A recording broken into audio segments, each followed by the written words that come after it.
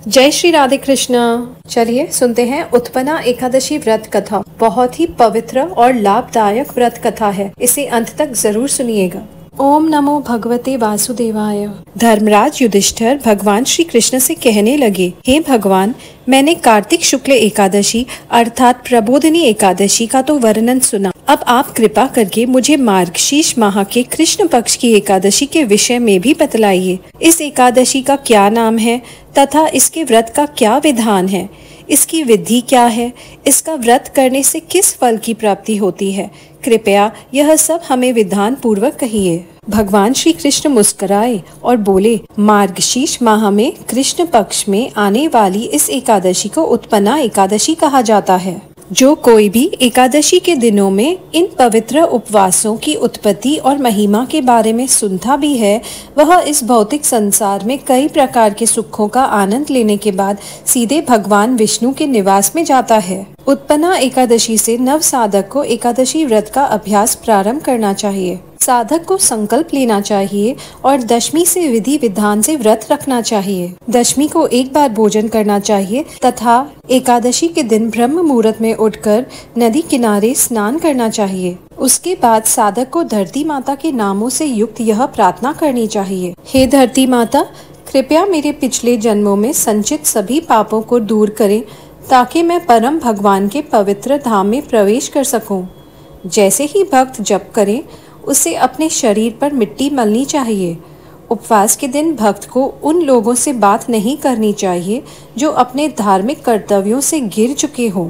भक्त को चोर, पाखंडी, परस्त्रीगामी, निंदक, मिथ्याभाषी तथा किसी भी प्रकार के पापी से बात नहीं करनी चाहिए। जो देवताओं, वैदिक साहित्य या ब्राह्मणों का अपमान करते हैं या किसी अन्य दुष्ट व्यक्तित्व के साथ, जैसे कि जो निषिद्ध महिलाओं के साथ, जो लुटेरे के साथ या जो मंदिरों को लूटते हैं, यदि एकादशी के दौरान ऐसे किसी व्यक्ति से बात की जाती है या यहाँ तक कि देखा भी जाता है, तो व्यक्ति को सीधे सूर्य को देखकर खुद को शुद्ध करना चाहिए। तत्पश्चात भक्त को उत्तम भोग, पुष्प आदि से भगवान गोविंद की आदर पूर्वक पूजा करनी चाहिए। अपने घर में शुद्ध भक्ति भाव से भगवान को दीप दान भी करना चाहिए। उसे दिन में सोना नहीं चाहिए। अन्न जल त्याग कर उसे आनंद पूर्वक भगवान की महिमा का गान करना चाहिए और रात भर उनकी प्रसन्नता के लिए जागरण करना चाहिए।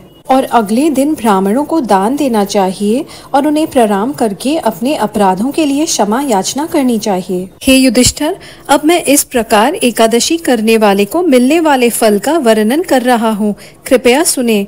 शंखुद्वारा नामक पवित्र तीर्थ स्थल, जहाँ भगवान ने शंखासुर राक्षस का वध किया था, में स्नान करने से प्राप्त होने वाला पुण्य और न ही भगवान गदाधर के प्रत्यक्ष दर्शन से प्राप्त होने वाला पुण्य एकादशी व्रत से प्राप्त होने वाले पुण्य से 16वें भाग के बराबर है। हे धनपति, जो व्यक्ति संक्रांति के दिन दान करता है उसे सामान्य फल से 4 लाख गुना फल प्राप्त होता है। फिर भी केवल एकादशी व्रत करने से ही ये सभी पुण्य फल प्राप्त होते हैं। साथ ही ग्रहण के दौरान कुरुक्षेत्र में मिलने वाले पुण्य भी। सूर्य या चंद्रमा, इसके अलावा जो श्रद्धालु व्यक्ति एकादशी का पूर्ण उपवास रखता है उसे अश्वमेध यज्ञ करने वाले की अपेक्षा 100 गुना अधिक पुण्य प्राप्त होता है। जो व्यक्ति केवल एक बार एकादशी का व्रत रखता है उसे वेदों के ज्ञाता ब्राह्मण को 1000 गाय दान करने वाले व्यक्ति की अपेक्षा 10 गुना अधिक पुण्य प्राप्त होता है। हे कुंती पुत्र, अन्न दान करने से स्वर्ग के सभी पितर और देवता अत्यंत संतुष्ट हो जाते हैं, किंतु एकादशी का पूर्ण व्रत करने से प्राप्त होने वाले पुण्य का कोई माप नहीं है। ये सब सुनने के बाद युधिष्ठिर ने पूछा, हे प्रभु, आपके अनुसार 1000 वैदिक यज्ञ एक एकादशी व्रत के बराबर भी नहीं होते, ऐसे कैसे हो सकता है? एकादशी सभी दिनों में सबसे अधिक पुण्यदायी कैसे हो गई? भगवान श्री कृष्ण ने उत्तर दिया, हे युधिष्ठिर, अब मैं तुमसे इसका महात्म्य कहता हूँ, ध्यान पूर्वक सुनो। इससे तुम्हें यह भी समझ आ जाएगा कि एकादशी सबसे उत्तम पवित्र क्यों है। सतयुग में मूर नाम का दैत्य उत्पन्न हुआ। वह बड़ा बलवान और भयानक था। उस प्रचंड दैत्य ने इंद्र, आदित्य, वसु, वायु, अग्नि आदि सभी देवताओं को पराजित करके भगा दिया। तब इंद्र सहित सभी देवताओं ने भयभीत होकर भगवान शिव से सारा वृत्तांत कहा और बोले, हे कैलाशपति, मूढ़ दैत्य से भयभीत होकर सब देवता मृत्यु लोक में फिर रहे हैं। तब भगवान शिव ने कहा, हे देवताओं, तीनों लोकों के स्वामी, भक्तों के दुखों का नाश करने वाले भगवान श्री विष्णु की शरण में जाओ। शिवजी ने कहा कि भगवान विष्णु ही तुम्हारे दुखों को दूर कर सकते हैं। शिवजी के ऐसे वचन सुनकर सभी देवता क्षीर सागर में पहुँचे।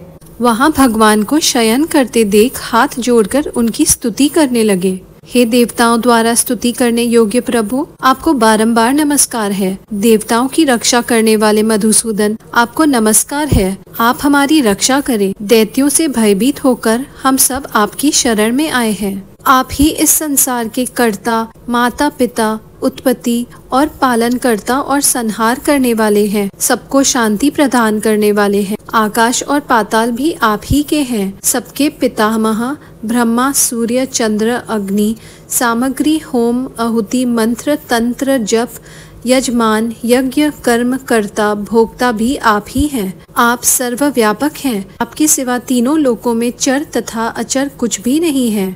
हे भगवान, दैत्यों ने हमको जीतकर स्वर्ग से भ्रष्ट कर दिया है और हम सब देवता इधर उधर भागे भागे फिर रहे हैं। आप उन दैत्यों से हम सबकी रक्षा करें। इंद्र के ऐसे वचन सुनकर भगवान विष्णु कहने लगे, हे इंद्र, ऐसा मायावी दैत्य कौन है जिसने सब देवताओं को जीत लिया है? उसका नाम क्या है? उसमें कितना बल है और किसके आश्रय में है तथा उसका स्थान कहाँ है? यह सब मुझसे कहो। भगवान के ऐसे वचन सुनकर इंद्र बोले, हे भगवान, प्राचीन समय में एक नारी जंग नामक राक्षस था। उसके महापराक्रमी और लोक विख्यात मूर नाम का एक पुत्र हुआ। उसकी चंद्रावती नाम की नगरी है। उसी ने सब देवताओं को स्वर्ग से निकालकर वहां अपना अधिकार जमा लिया है। उसने इंद्र, अग्नि, वरुण, यम, वायु, ईश, चंद्रमा, नैत्रित आदि सबके स्थान पर अधिकार कर लिया है। सूर्य बनकर स्वयं ही प्रकाश करता है, स्वयं ही मेघ बन बैठा है और सबसे अजय है। हे असुर निकंदन, उस दुष्ट को मारकर देवताओं को अजय बनाइए। यह सब वचन सुनकर भगवान विष्णु ने कहा, हे देवताओं, मैं शीघ्र ही उसका संहार करूंगा। तुम चंद्रावती नगरी जाओ। इस प्रकार कहकर भगवान सहित सभी देवताओं ने चंद्रावती नगरी की ओर प्रस्थान किया। उस समय जब दैत्य मूर सेना सहित युद्ध भूमि में गरज रहा था, उसकी भयानक गर्जना सुनकर सभी देवता भय के मारे चारों दिशाओं में भागने लगे। जब स्वयं भगवान रणभूमि में आए तो दैत्य उन पर भी अस्त्र शस्त्र आयुध लेकर दौड़े। भगवान विष्णु ने उन्हें सर्प के समान अपने बाणों से बींध डाला। बहुत से दैत्य मारे गए, केवल मूर बचा रहा। वह अविचल भाव से भगवान के साथ युद्ध करता रहा। भगवान जो भी तीक्ष्ण बाण चलाते वह उसके लिए पुष्प सिद्ध होता। उसका शरीर छिन्न भिन्न हो गया, किंतु वह लगातार युद्ध करता रहा। दोनों के बीच मल्ल युद्ध भी हुआ। 10,000 वर्ष तक उनका युद्ध चलता ही रहा, किंतु मूर नहीं हारा। थककर भगवान बद्रिकाश्रम चले गए। वहाँ हेमवती नामक सुंदर गुफा थी। उसमें विश्राम करने के लिए भगवान विष्णु उसके अंदर प्रवेश कर गए। यह गुफा 12 योजन लंबी थी और उसका एक ही द्वार था। भगवान विष्णु वहाँ योग निद्रा की गोद में सो गए। मूर भी पीछे पीछे आ गया और भगवान को सोया देखकर मारने का उद्यत हुआ। मूर क्रोध में सोचने लगा, आज मैं इन असुरों के संहारक श्री हरि को मार ही डालूंगा। जब दुष्ट मन वाला मूर इस प्रकार योजना बना रहा था, तब श्री हरि के शरीर से एक युवती प्रकट हुई जिसका रंग बहुत ही उज्जवल था। मूर ने देखा वह विभिन्न शानदार हथियारों से सुसज्जित थी और लड़ने के लिए तैयार थी। देवी ने राक्षस मूर को ललकारा और युद्ध प्रारंभ किया। अचानक उस तेजोमयी देवी ने मूर के सभी अस्त्र शस्त्र तोड़ डाले और क्षण भर में उसका रथ छीन लिया। वह अपने नंगे हाथों से उस पर आक्रमण करने के लिए उसकी ओर दौड़ा, किंतु जब देवी ने उसे आते देखा तो क्रोध से उसका सिर काट डाला और उसे तत्काल मौत के घाट उतार दिया। तब भगवान की नींद खुली और उन्होंने अपने सामने मृत्यु दैत्य को देखा।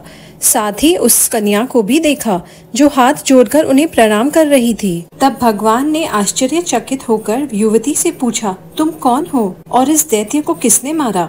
तब युवती ने कहा, यह मैं ही हूँ जिसने आपके दिव्य शरीर से प्रकट होकर इस राक्षस को मारा है। हे भगवान हरि, जब इसने आपको सोते हुए देखा तो यह आपको मारना चाहता था। मैं आपकी महान महाशक्ति, आपकी आंतरिक शक्ति हूँ, जो आपके सभी शत्रुओं के हृदय में भय उत्पन्न करती हूँ। तब भगवान श्री हरि ने कहा, हे निष्पाप देवी, मैं यह देखकर बहुत संतुष्ट हूँ कि तुमने इस राक्षस का वध किया। साथ ही तुमने तीनों लोकों के सभी देवताओं को भी प्रसन्न किया है, इसीलिए मैं तुमसे बहुत प्रसन्न हूँ। तुम जो भी वरदान चाहो मांग लो, मैं उसे निस्संदेह तुम्हें प्रदान करूँगा, यद्यपि वह देवताओं में अत्यंत दुर्लभ है। वह देवी कन्या बोली, हे प्रभु, यदि आप मुझ पर प्रसन्न हैं और मुझे वरदान देना ही चाहते हैं, तो मुझे इस दिन व्रत रखने वाले को महापापों से मुक्ति दिलाने की शक्ति प्रदान करें। साथ ही जो व्यक्ति मेरे प्राकट्य दिवस पर संयमित इंद्रियों के साथ पूर्ण व्रत का पालन करता है, वह इस लोक में सभी प्रकार के सुखों का भोग करने के बाद 1 अरब कल्पों तक भगवान विष्णु के धाम को जाए। हे प्रभु, हे जनार्दन, मैं आपकी कृपा से यही वरदान प्राप्त करना चाहती हूँ। चाहे कोई व्यक्ति पूर्ण व्रत रखे, केवल सायंकाल भोजन करे या केवल मध्याह्न भोजन करे, कृपया उसे धार्मिक प्रवृत्ति, धन और अंततः मोक्ष प्रदान करे। भगवान श्री विष्णु मुस्कुराए और कहा, हे परम मंगलमयी देवी, आपने जो मांगा है वह पूर्ण हो गया। इस संसार में मेरे सभी भक्त अवश्य ही तुम्हारे दिन उपवास करेंगे और इस प्रकार वे तीनों लोकों में प्रसिद्ध होंगे और अंततः मेरे धाम में आकर मेरे साथ रहेंगे। क्योंकि तुम मेरी दिव्य शक्ति क्षीर चंद्रमा की 11वीं तिथि को प्रकट हुई हो, इसलिए तुम्हारा नाम एकादशी हो। यदि कोई व्यक्ति एकादशी का उपवास करता है तो मैं उसके सभी पापों को भस्म कर दूंगा और उसे अपना दिव्य धाम प्रदान करूंगा। इस प्रकार कन्या को अपना आशीर्वाद देकर श्री हरि अंतर्ध्यान हो गए। उस समय से एकादशी का दिन पूरे ब्रह्मांड में सबसे पुण्यदायी और प्रसिद्ध हो गया। हे युधिष्ठिर, यदि कोई व्यक्ति एकादशी का नियमित व्रत करता है तो मैं उसके सभी शत्रुओं का नाश करता हूँ और उसे सर्वोच्च गति प्रदान करता हूँ। मैं उसकी आध्यात्मिक प्रगति में आने वाली सभी बाधाओं को भी दूर करता हूँ और उसे जीवन की पूर्णता प्रदान करता हूँ। इस प्रकार मैंने तुम्हें एकादशी की उत्पत्ति का वर्णन किया है। जो कोई एकादशी का व्रत विधि विधान से करता है, उसे गरुड़ पर सवार भगवान विष्णु का परम धाम प्राप्त होता है। जो भक्त इस सर्व मंगलकारी कथा का श्रवण करता है, वह श्रेष्ठ पद प्राप्त करता है। भगवान के लोक में जाकर 1 करोड़ कल्पों तक वहाँ निवास करता है। और जो कोई एकादशी की महिमा का एक वाक्य भी सुन लेता है, वह ब्रह्म हत्या जैसे पापों से मुक्त हो जाता है। इसमें कोई संदेह नहीं है। अनंत काल तक भगवान विष्णु की पूजा करने का एकादशी के व्रत से बढ़कर कोई और उपाय नहीं होगा। इस प्रकार भविष्य उत्तर पुराण से मार्गशीर्ष कृष्ण एकादशी या उत्पन्ना एकादशी की महिमा का वर्णन समाप्त होता है। हरि बोल। ओम नमो नारायणाय।